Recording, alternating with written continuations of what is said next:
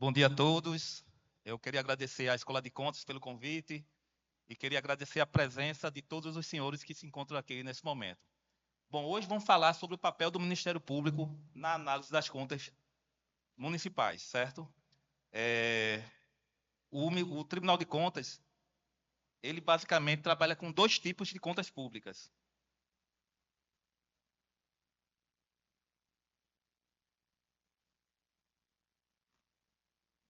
Como eu disse, no Brasil existem duas formas distintas de prestação de contas públicas, certo?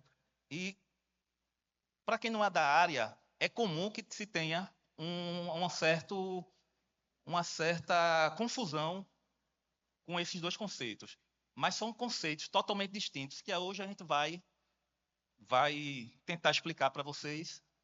Se alguém tiver alguma dúvida, é só levantar a mão, que a gente interage, certo? Para mim é importante quando a interação do público.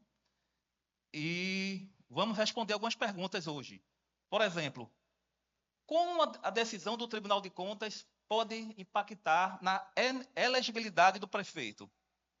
Como a decisão do Tribunal de Contas do Estado ou da União pode impactar na elegibilidade de um ordenador de despesas? Todas essas questões nós vamos responder ou tentar responder durante a minha apresentação. Bom, como eu dizia, no Brasil existem duas formas distintas de prestação de contas. As primeiras são as contas de governo, certo? E a segunda são as contas de gestão. Vamos ver mais adiante a distinção dessas dois tipos de prestação de contas. As contas de governo. As contas do governo têm uma característica: só o chefe do Poder Executivo presta. Então, no estado de Alagoas, só quem presta contas de governo é o governador do estado, o governador Paulo Dantas, e os 102 prefeitos dos 102 municípios alagoanos. Esses são os agentes públicos que são submetidos às prestações de contas de governo. Quem não for, tiver nesse rol, não presta conta de governo. No âmbito federal, só quem presta contas de governo é o presidente da República. A natureza, pessoal, dessas contas de governo é uma natureza política, global, de caráter macro. Nela, o Tribunal de Contas vai fazer uma análise macro das contas, uma análise global. Não vai analisar cada ato específico de gestão, certo?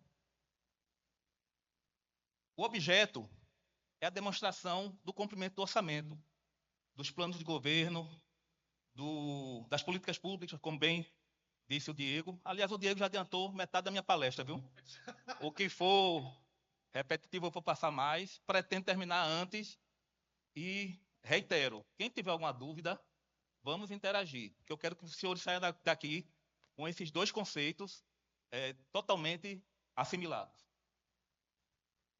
Outro detalhe das contas de governo, que é no caso dos municípios, o prefeito, elas são prestadas anualmente. É obrigação do prefeito, todo ano, até o dia 30 de abril, é isso mesmo, pessoal? 30 de abril, o prefeito presta contas de governo. E todo ano, o tribunal tem que emitir parecer prévio por obrigação constitucional. A Constituição, ela no artigo 71, inciso 1, salvo engano, ela diz que essas contas são prestadas anualmente. Abrangência. Qual é a abrangência das contas de governo? É a situação financeira geral do município, no caso, incluindo os níveis de endividamento, os limites constitucionais, o cumprimento dos limites constitucionais em áreas como saúde e educação, que são duas áreas principais que envolvem políticas públicas principais que afetam diretamente a qualidade de vida do cidadão. Então, essas duas temáticas estão presentes quando o tribunal aprecia as contas de governo do prefeito do município. A base legal está lá na Constituição Federal, artigos 70 e 71. Essa lei 4320 é uma lei antiga, mas está em vigência ainda. Também nas contas de governo, o tribunal analisa a adequação da lei orçamentária com a LDO, a adequação da LDO com o plano plurianual. Tudo isso é feito no âmbito da prestação de contas de governo. Quem julga, pessoal? Quem julga as contas de governo? Existe um órgão que a Constituição determina a competência de julgamento pela Câmara de Vereadores. A Câmara de Vereadores, ou Câmara Municipal, é que decide as contas de governo após a emissão do parecer prévio do Tribunal de Contas, certo? Então, esta conta de governo, elas são prestadas pelo chefe de Poder Executivo, são apreciadas pelo Tribunal de Contas mediante um parecer prévio e depois são submetidas ao Poder Legislativo. Não sei se tem algum vereador aqui, mas nessas contas de governo, quem julga são os vereadores. E outra, a Constituição, no caso específico dos municípios, determina que o parecer prévio do tribunal só deixará de prevalecer por 2/3 dos membros da Câmara de Vereadores. Ou seja, é um quórum qualificado. Por isso aqui que se diz que o parecer prévio, no caso de município, ele tem um caráter mais vinculante que no caso do governador do Estado, que no caso do presidente da República. No governador do Estado, basta a maioria simples da Assembleia, que a Assembleia pode derrubar, vamos dizer assim, entre aspas, o parecer prévio do tribunal, mas no caso dos municípios tem que ter 2/3. Então, supondo um município com 9 vereadores, só com o voto de 6 deles é que o parecer do Tribunal de Contas sobre aquele prefeito vai deixar de prevalecer. Pessoal, qual a consequência jurídica do julgamento da Câmara Municipal? Qual é a competência? O que é que pode ocorrer com o prefeito se as contas dele forem reprovadas pela Câmara Municipal? Se ela for reprovada, se for pela reprovação, essa decisão pode gerar inelegibilidade do prefeito. Da mesma forma, no âmbito estadual, se a Assembleia reprovar as contas do governador, pode gerar a inelegibilidade do governador e, assim sucessivamente. Também no caso do governo federal. Se o Congresso Nacional reprovar as contas do presidente da República, ele pode se tornar inelegível. No entanto, e aqui é um grande... Eu vejo um certo medo dos gestores. Essa inelegibilidade não é automática. A Câmara Municipal reprova a conta do prefeito, mas essa inelegibilidade não é automática e será decidida pela Justiça Eleitoral, certo? Então, o prefeito que tenha o tribunal emite parecer prévio recomendando a rejeição dessas contas, o parecer prévio vai para a Câmara de Vereadores e a Câmara de Vereadores mantém o parecer do tribunal, ou seja, reprovou as contas do prefeito. Não significa que o prefeito se torna inelegível automaticamente, certo? Então, às vezes eu atendia prefeito lá no Ministério Público com medo da inelegibilidade. O prefeito, fique tranquilo, porque não é automático. A Justiça Eleitoral, quando o tribunal manda para a Câmara Municipal, a Câmara Municipal efetivamente julga. Daí vai a lista para o TRE. Cada eleição, o tribunal manda a lista dos gestores com contas reprovadas para o TRE. No caso de conta de prefeito, contas de governo de prefeito, essa decisão só vale após a votação da Câmara de Vereadores. Por outro lado, nós temos as contas de gestão. Essa aqui, o responsável é qualquer ordenador de despesa, qualquer pessoa que administre recursos públicos, secretário, diretor, presidente de autarquia, cadê o doutor João? Presidente de fundação, dentre outros. Então, você transpõe dinheiro público, você é uma entidade privada, uma associação, que receba repasse da União, ou do Estado, ou do município, essa pessoa vai se tornar ordenador de despesa e vai ser submetido, pode ser submetido a um julgamento de conta de gestão pelo Tribunal de Contas. Pode ser pelo TCU, se envolver verba federal, ou, ordinariamente, se não envolver verba municipal ou estadual, ele será julgado pelo Tribunal de Contas do Estado. A natureza, pessoal, administrativa, como bem asseverou o nosso amigo Diego, o Tribunal de Contas não faz parte do Poder Judiciário. As decisões do Tribunal de Contas são, de certa forma, passíveis de discussão judicial. O judiciário pode, sim, se o gestor se achar injustiçado com a decisão do tribunal, o gestor pode contratar um advogado e acionar a justiça. Estadual, no caso o TCE, ou federal, no caso o TCU. Mas o judiciário ele não pode adentrar no mérito dessa decisão. O judiciário pode anular, por exemplo, se o tribunal não garantir ao gestor o contraditório e ampla defesa, por exemplo. Se houver alguma falha formal, de vez em quando o Poder Judiciário anula decisões do Tribunal de Contas. A natureza é técnica individual, pois analisa atos específicos de gestão relacionados à aplicação de recursos, em especial despesas, licitações e contratos. Eu fui analista de controle externo lá do Tribunal de Contas de Pernambuco durante 10 anos. E eu fiscalizava as prefeituras ali de Palmares, da região Mata Sul de Pernambuco. A gente, quando ia fazer as contas de gestão do prefeito, ou de presidente da autarquia, presidente de Câmara de Vereadores, a gente chegava e pegava 3 meses de despesa, eram caixas de empenho, e analisava ato por ato. Então, nas contas de governo, que tem aquele caráter geral, de orçamento público, limites constitucionais, créditos adicionais, tem esse aspecto global. Nas contas de gestão, o aspecto é pontual. O auditor ele vai analisar ato por ato de despesa daquele município, daquele ente, daquela entidade.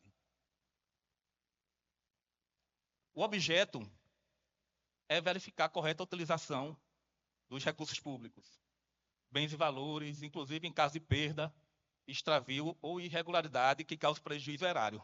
É aqui que o Diego falou da temida tomada de contas especial, que é uma espécie de prestação de contas de gestão e que é feita lá pelo TCU, né? Tem uma fase administrativa, envolve a CGU também, mas que hoje, senhores, a maior causa de inelegibilidade no Brasil são as decisões do TCU nas tomadas de conta especial, nas tomadas de contas especiais.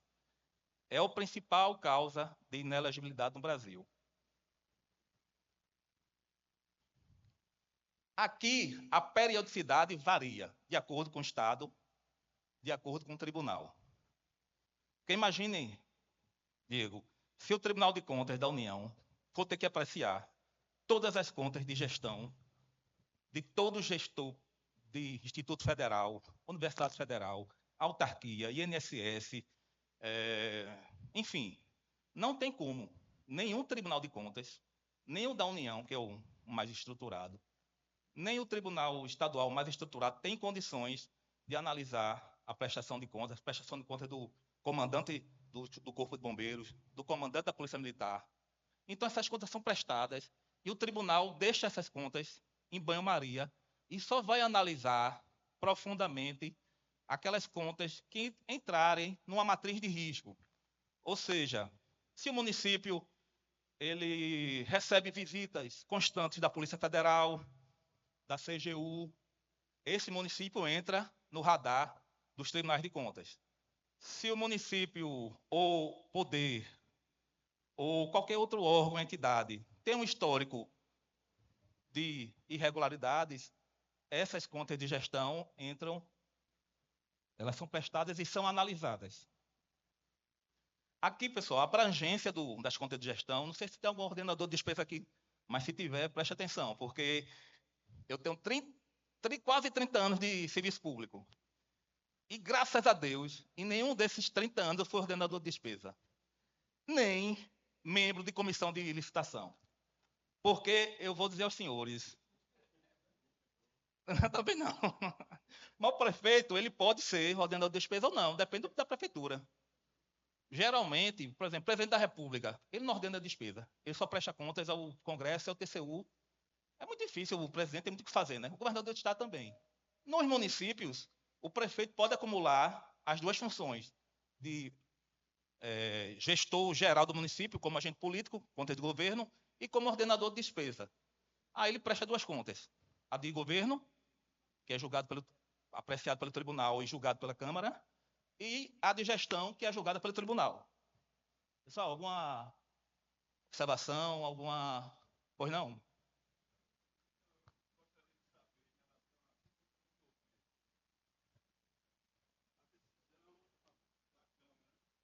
Está vinculada 100% ao parecer prévio do tribunal ou à divergência? Vamos chegar lá, viu? Vamos chegar lá no próximo slide. Voltando um pouco para a conta de gestão, eu coloquei aqui bem no popular. Qualquer pessoa física ou jurídica que triscar em verba pública, ela tem que prestar conta de gestão. Presidente da associação que recebe subvenção social do município. Presidente de entidade privada que recebe verba pública. Os 40 tipos de instrumentos que eu fiquei surpreso. 40 formas de instrumento que a União repassa verba para o município. Eu fiquei surpreso. Eu ia chutar 4. Eu ia chutar 4, que era convênio, termo de parceria, termo de fomento. Mas quando o Diego falou que eram 40 formas que a União tem para passar repasse para o município, eu fiquei, sinceramente, enfim, mas vamos lá. A base legal é a Constituição Federal, artigo 71, inciso 2. E respondendo nosso amigo, a Câmara de Vereadores, ela julga com caráter político. Ela não é obrigada a observar o parecer do Tribunal de Contas. Desde que tenha os 2/3, que é o quórum mínimo para alterar o parecer do tribunal, a Câmara simplesmente pode contrariá-lo. Em alguns estados, por exemplo, em Pernambuco, quando o TCE de Pernambuco emite um parecer prévio e a Câmara Municipal derruba o parecer prévio sem fundamentar, ou seja, usando da sua discricionariedade, mas sem fundamentação, o Tribunal de Contas de Pernambuco aciona o Ministério Público Estadual. E o promotor de justiça da comarca ele pode ajuizar uma ação para que obrigue a Câmara Municipal, ao menos, fundamentar aquela decisão que derrubou o parecer prévio do tribunal. Mas, como regra, a Câmara de Vereadores é totalmente livre. Totalmente livre. O órgão constitucional que julga as contas de governo do prefeito é a Câmara. O que prevalece é a Câmara. Para fins de inelegibilidade, para qualquer fim, as contas de governo, o que prevalece é a decisão do Legislativo.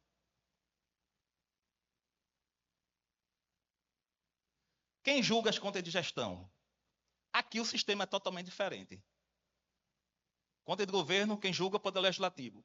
Conta de gestão, quem julga? É o Tribunal de Contas.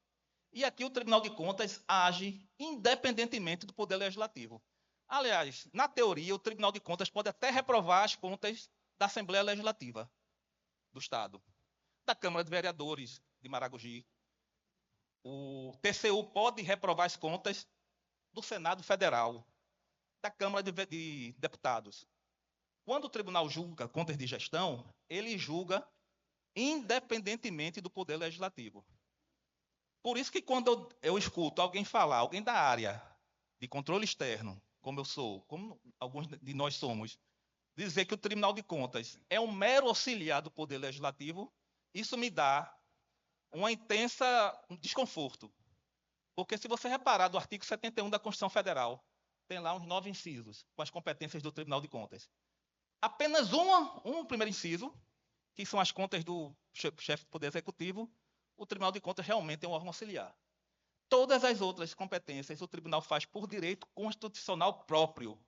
Ou seja, ele age independentemente do Poder Legislativo e até julgando as contas de um presidente de Assembleia Legislativa regulares.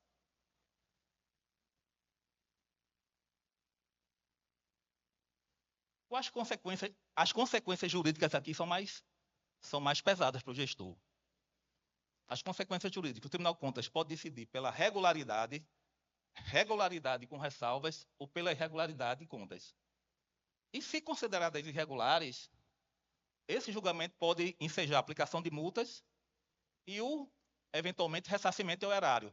Então, se o presidente da Câmara de Vereadores desviou dinheiro público, o tribunal julga as contas dele, não emite parecer prévio sobre o presidente da Câmara.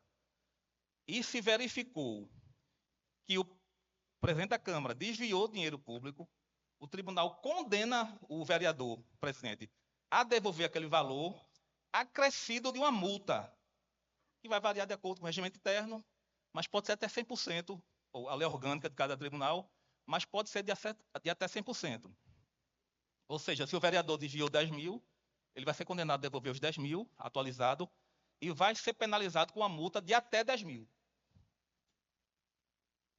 E essa multa, ou o ressarcimento, que a gente chama tecnicamente do indébito, essa decisão tem caráter de título executivo. A Constituição Federal, ela diz que as decisões do Tribunal de Contas que apliquem multa ou condenem a imputação de débito constitui título executivo. O que isso significa na prática? Significa na prática que o procurador do município ou do estado, se for o caso, já pode ajuizar direto um processo de execução. Não precisa passar pelo processo de conhecimento. Ele vai logo para a execução, que pode ser execução fiscal também. Se o tribunal, se a procuradoria inscrever esse título executivo em dívida ativa, pode usar o processo de execução fiscal, que o processo de execução fiscal ele é muito mais célere, da teoria. Ele busca prevenir o erário contra esses desfalques, né? Então, os prazos são mais exíguos, enfim.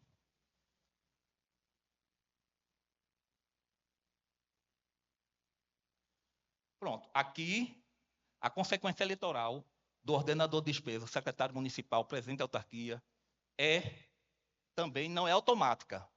Somente pode ocorrer quando a decisão definitiva do TC reconhecer uma irregularidade insanável que configure ato de improbidade administrativa e se imputar débito.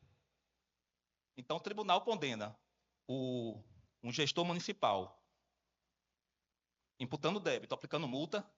Esse gestor municipal pode ter a sua inelegibilidade decretada pela Justiça Eleitoral. Mas aqui a Justiça Eleitoral faz um novo exame. O juiz eleitoral, no caso de eleição municipal, o juiz eleitoral que decide.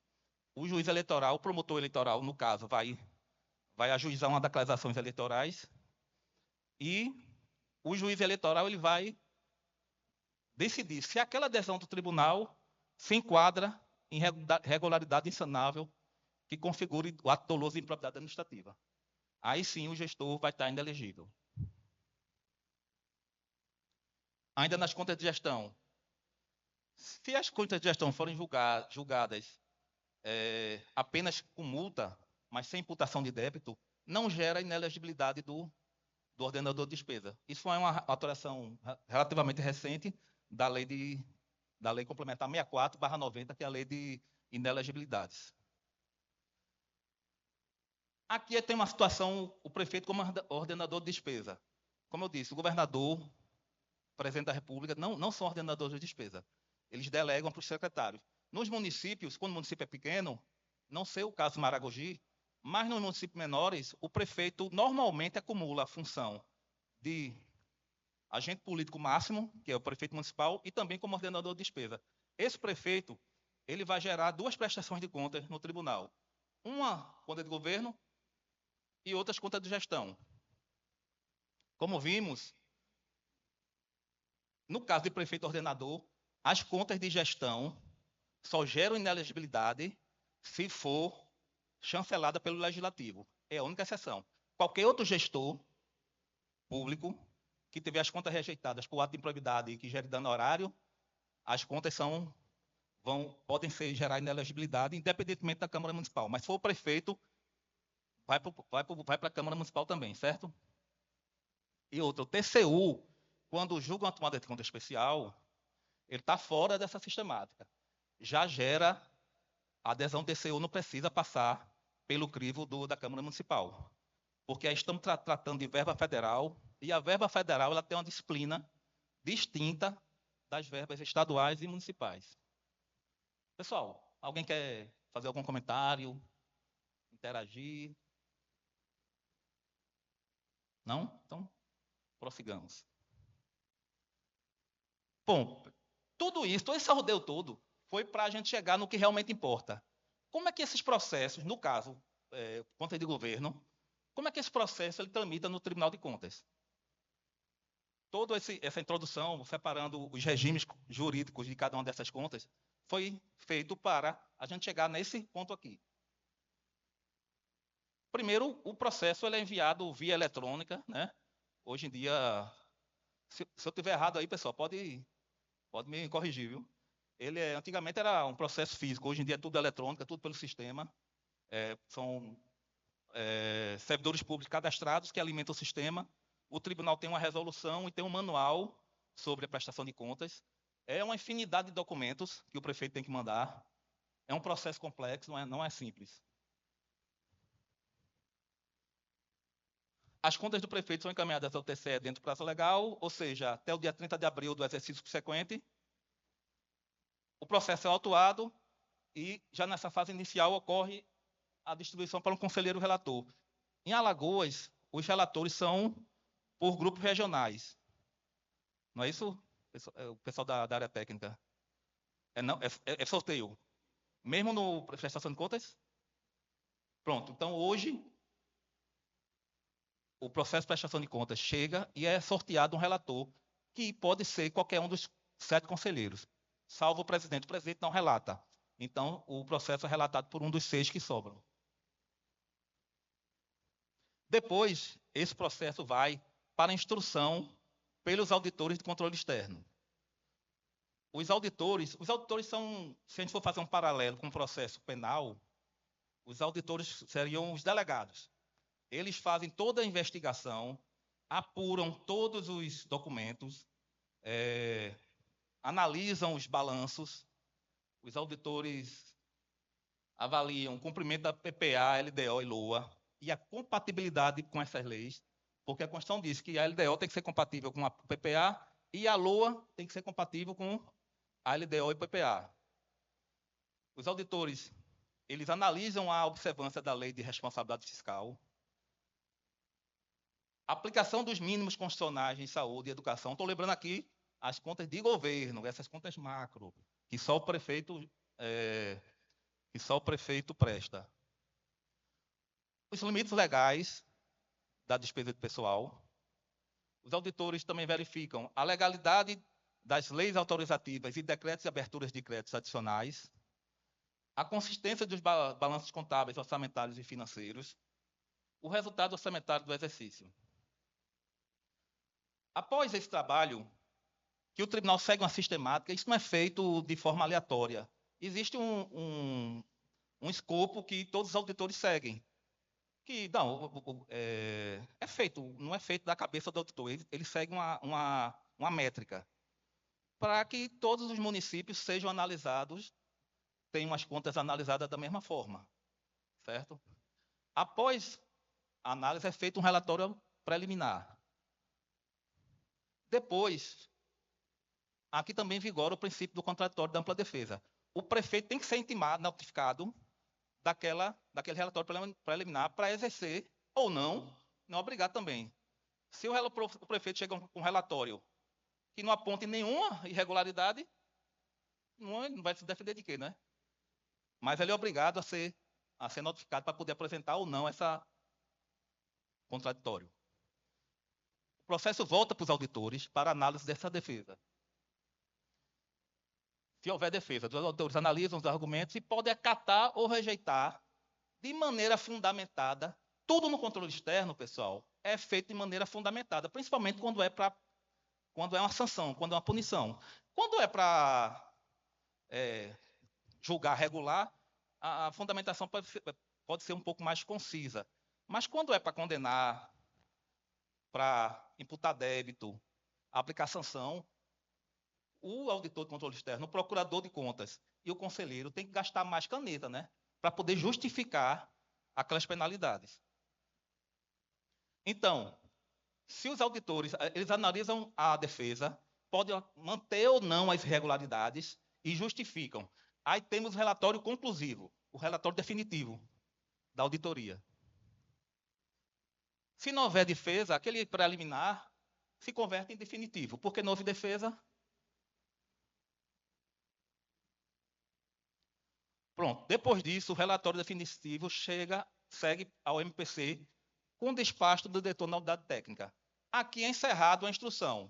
O processo está, vamos dizer assim, redondo, pronto para ser submetido à apreciação dos conselheiros. Só que antes ele passa pelo Ministério Público de Contas. E qual é a função do Ministério Público de Contas? O Ministério Público de Contas é um Ministério Público peculiar, né? Ele não atua na esfera judicial como o Ministério Público Estadual.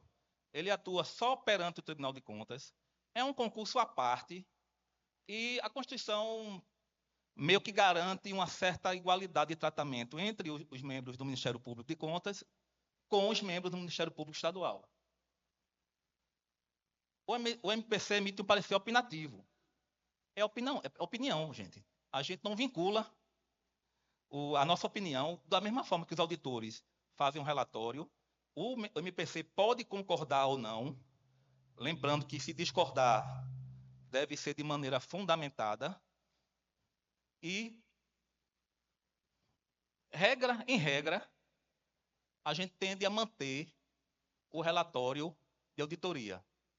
Em regra. Porque o relatório vem com uma qualidade muito boa. Mas não significa que vai ser assim sempre. Pode chegar um momento em que o processo venha para mim e eu discorde do relatório da auditoria, mas eu tenho que fundamentar, né? Porque eu estou discordando.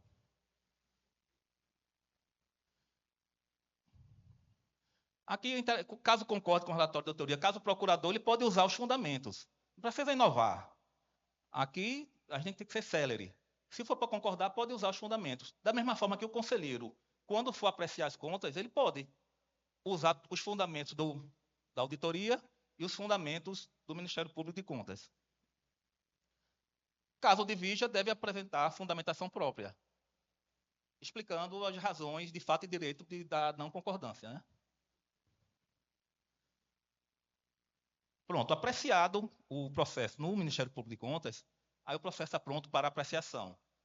Lembrando, aqui no julgamento, contas de governo, quem julga é a Câmara Municipal. O conselheiro relator designado lá na fase inicial, ele elaborou seu voto com base na instrução feita pelos auditores de controle externo e com base no parecer do Ministério Público de Contas.